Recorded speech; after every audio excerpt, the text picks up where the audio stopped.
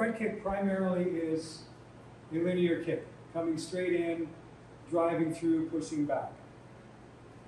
Hip area is one primary target. Not necessarily the groin, but the groin is part of it. What I'm more interested in is, can I break his structure by driving his hips backwards, which prevent him, at least for a moment until he regains his structure, to continue to move forward or attack me. So if I come in with a ball of the foot front kick and drive his hips back, that's what I'm attempting to do to his structure, is break that structure. So even if he throws a punch right there, number one, it's out of range, and there's going to be no power behind it because this whole bottom part of his body went in the wrong direction.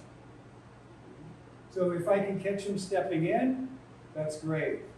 If he's more stationary, I can do that too. I can use it as a defense. So he steps in and do the punch, bam, drive in with that kick, going into the hips. Or I can do it as my as an attack. I can come high up here with the hands and then drive his hands in and then come in and finish with a continued attack with more strikes. So straight up. If I look at the outside angle, instead of coming into the muscle belly like we did with the rising 45-degree angle roundhouse kick, now I'm going to come up and I'm going to punch my front kick, meaning the ball of the foot, up into his liver on this side, spleen on this side, floating ribs here. So if hands are up high, if I get his hands up high, I can just drive up at that angle with the ball of the foot. So it's just changing the angle of my front kick, as opposed to trying to make it a roundhouse kick. They cross over and they become the same thing, basically. Using a different part of the foot as the weapon. So I can drive up in there. And I can drive in sideways into his hip and push him back.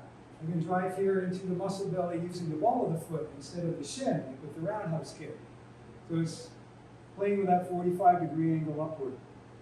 With the front kick now, it's not so much about getting a downward motion like with the roundhouse, but it's coming to the inside and making it a scoop out. So if his leg is there in a good guard position, I can't get to the groin, well, I can get to the groin here, but I can come in and punch in and change the angle of this front kick, which is very deceptive, and he may not know how to block that, or he may think it's coming over here and drop, this hand down to block or to move, and then it comes in this curve around and punches up to the other side. So I have my linear, straight up, regular front kick, angle to the outside, punching up, roughly 45-degree angle, and then this one coming across the body and angling in. So I could do that to the inside of the leg, I could do it to the groin, I could come up here and hit him in the ribs and the liver on this from the other side, instead of coming up in here. So I may have thrown a few of these and he gets used to timing it. He blocks, he gets out of the way or something on this one. So then I give him this one, which is completely different, and he doesn't see it coming, and I get my hit. And also use it to hit to the inside of the leg and scoop here, and then come back up and strike. A number of different uses. So again, now it's changing the angle of the front kick from out here to across the body and in here.